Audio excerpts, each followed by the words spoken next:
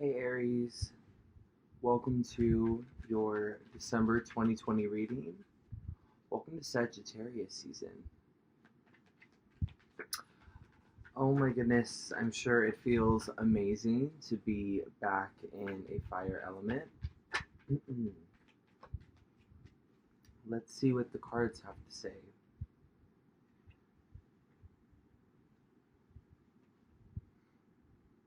Queen of Wands. What was I just saying? It must feel really nice to be in, King of Wands. Must be really nice for you guys to feel this mutable fire, um, to feel this heat. Five of Wands. Lots of passionate energy. Mars went direct in November on the 15th, right? 14th or 15th. And ever since then, it's just been a gradual build. The burn has gotten hotter and more fervorous as we've been ticking away further from that moment that Mars went direct. Five of Swords. Four of Pentacles. Okay. Aries, I feel like right now your guys' fire is very palpable, not only to you guys, but the people around you. I feel like Ten of Wands. I feel like with the Five of Wands, there's lots of opportunities for you to get into, I don't want to say fights, but like turbulent moments. It's very, it's going to be really easy for you to pop off right now. It's going to be very tempting for you to pop off right now. In some ways, I feel like you need to, right? There are some people that need to kind of get that fire wrath. The first two cards out are the Queen of Wands and the King of Wands. I'm aware of that. So there are some situations where you will need to assert your dominance and kind of let that fire burn a few people. Um, Simultaneously, though, I feel like there may be there's an opportunity for you to reach past that and take it a little bit too far. Your cardinal fire moving through a mutable fire season. So like you guys have it extra, you know. Um, you guys have a lot of power right now to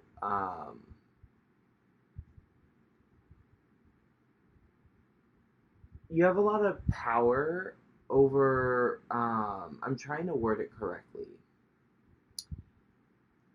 People respond to you. People respond to fire. Fire draws out a lot of reactions out of people, right?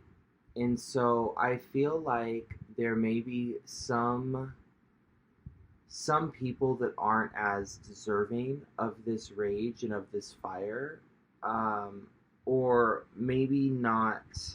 Maybe they might be deserving of some of your rage and some of your fire, but they are not deserving of the level in which you want to take it. And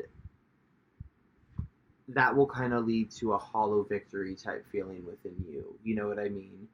When you feel like you reach past the middle in terms of, damn, I really shouldn't have taken it that far. Like once you exit the heat of the moment, right? You just want to make sure that you aren't going to be left with this feeling of like, damn, did I really have to take it that far? Was that person really the one to receive all of that? I just feel like Sag season is kind of like there's a lot of little um, like what are the like landmines? Yeah, like little landmines. Uh, just a lot of yeah, turbulent energy. A lot of opportunities for explosion. Again, some of it's good. Some of it, I think, is just you holding on to stuff that is no longer relevant in your life. Like, the Five of Wands. That's one thing. That's not taking a benign role, right, throughout this season when there's all this fire energy at disposal for you to use. Okay, the Five of Swords, though, is you utilizing that fire to take out some pent up aggression that you have, or pent up feelings, or harbored feelings that you have towards someone. And with the Ten of Wands and the Four of Pentacles, this is really telling me this isn't something that you should be exerting your effort in. Mars went direct. We're in Sag season. We're in a time for you to be building and moving forward, not trying to bring justice to a past situation, if that makes sense. That's where that hollow victory is. You know what I mean? Because you may get that justice out and, say the thing that you wanted to say or do the thing you wanted to do to whatever person. But it's like old news, you know what I mean? Like, it's not, you're kind of left there looking like smug while the other people are walking away, like just kind of disinterested, you know what I mean? My point in sharing that is to let you know that if you wander down that road this month, it's kind of like a dead end. It's a dead end. It's something that's done in the past, and it's really just about you relinquishing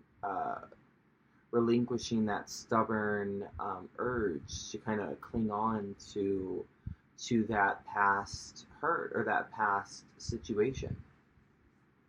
You know, that's not where you should be directing that Queen of Wands and King of Wands energy at this month. So let's keep shuffling and see what comes up. See what comes up on how you can direct this energy. Yeah. I hope you see the difference between the Five of Wands and the Five of Swords. It's a very palpable difference when you view it from an emotional standpoint. You know what I mean? The Five of Wands, there's other people actively engaged in this conflict, in this fight. You know what I mean? Five of Swords, there's an uneven balance of power.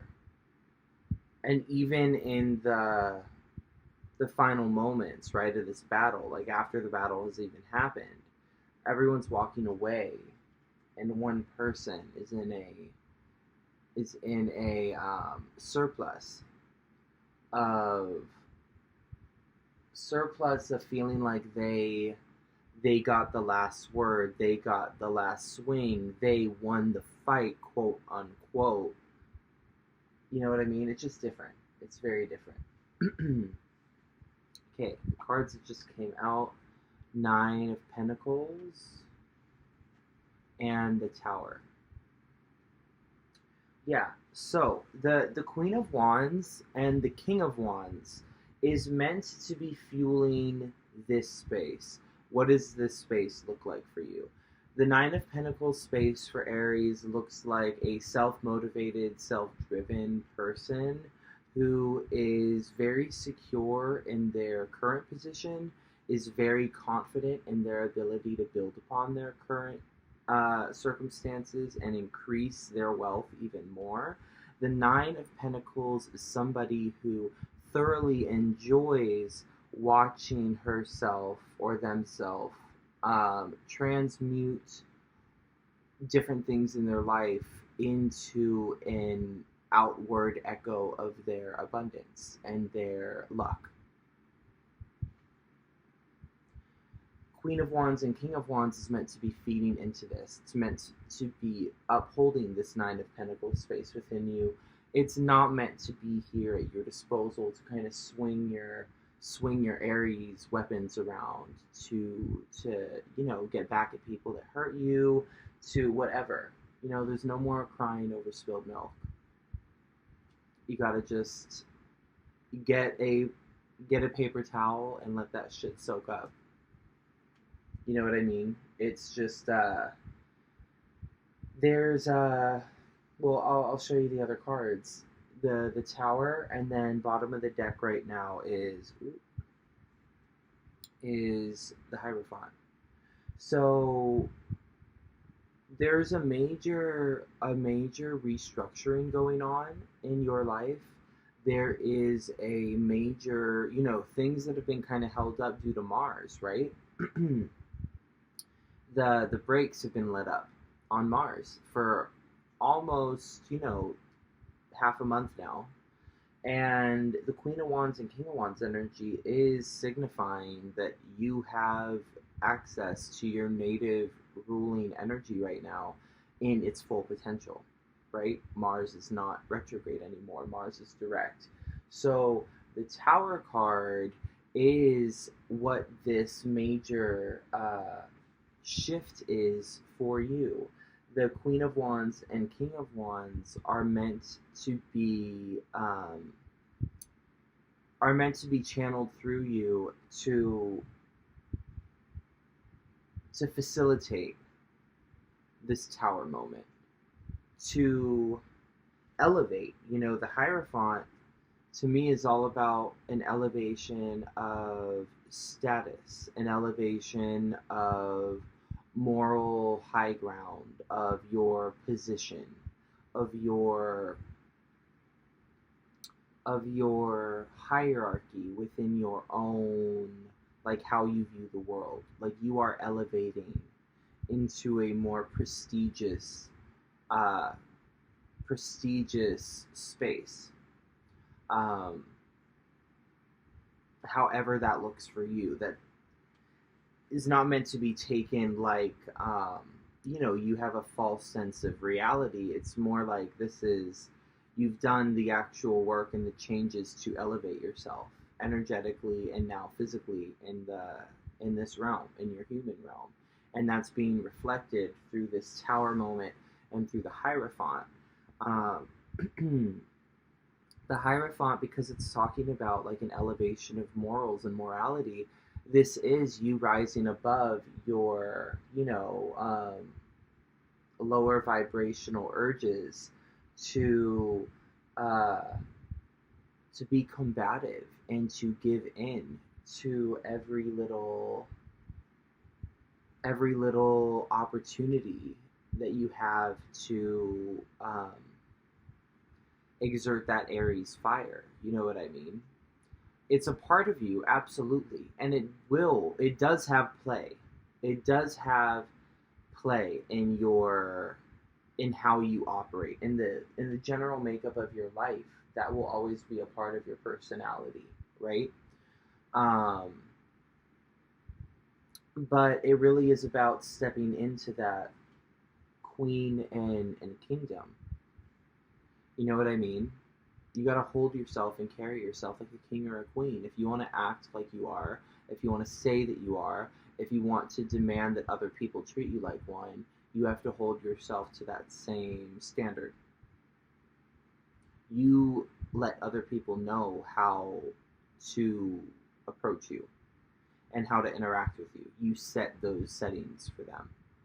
So, yeah, it's really important that you embody that, because that's what is going on in the sky, and you are a fractal representation of what is going on astrologically, energetically. You are a makeup of these planets and transits, placements, and so with the alignments that we have a lot of energy and fire right now. I'll just go down the list to let you know kind of what's going on astrologically this month.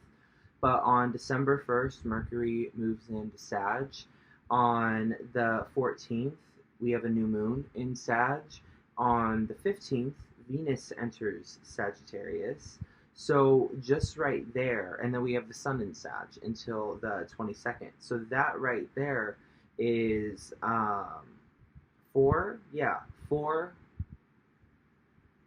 four energies that are all going to be aligned in fire energy, along with Mars and Aries. So there's a lot of your element here to facilitate and to back you up.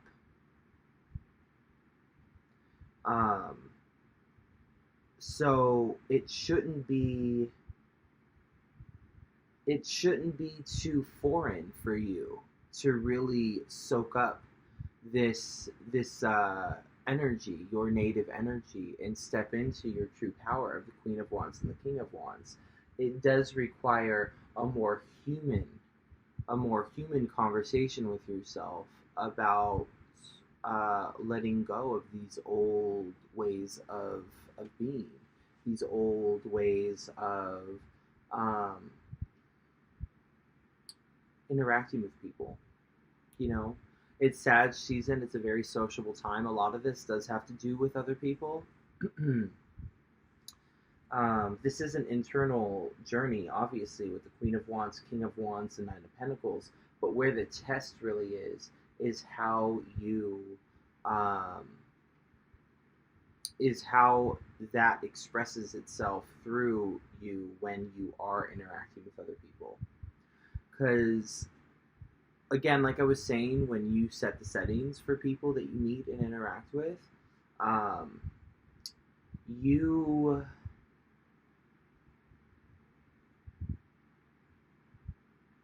when you're here, how do I say it?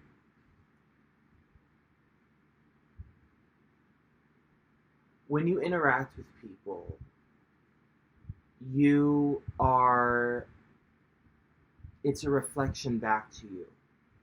How you interact with others is a reflection on how you feel with yourself. Let me reiterate.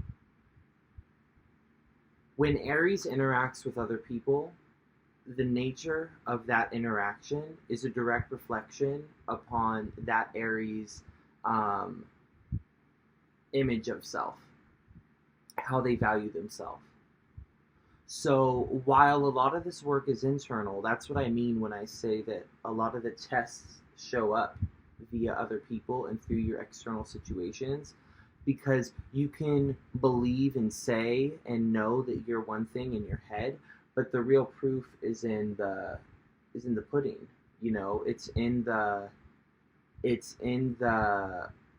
live time. How are you reacting when you're around these people, when you're in these situations where you have to interact or not interact? When we're talking about the Five of Swords energy, when you need to just rise above it and not engage, not say something, not have the last word, not need to be, X, Y, or Z. You know what I mean?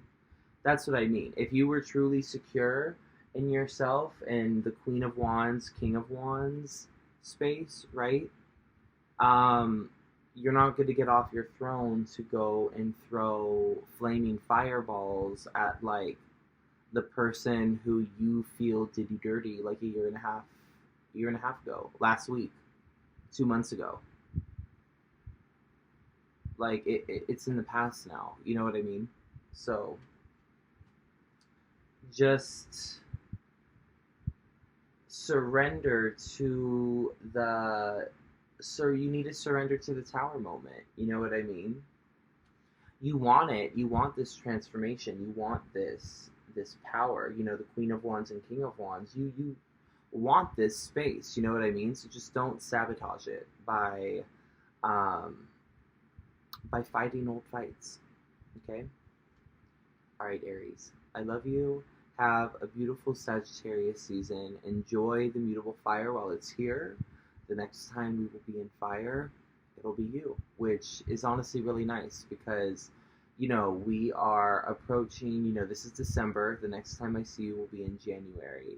And, January is the new year, but your guys' season really is the mark of the new year, the new astrological year. And so the next 3 months are really beautiful because we're kind of in this pocket of newness up until we get to your season. So ride it out. It's going to be a beautiful, beautiful last real quarter. All right. Love you.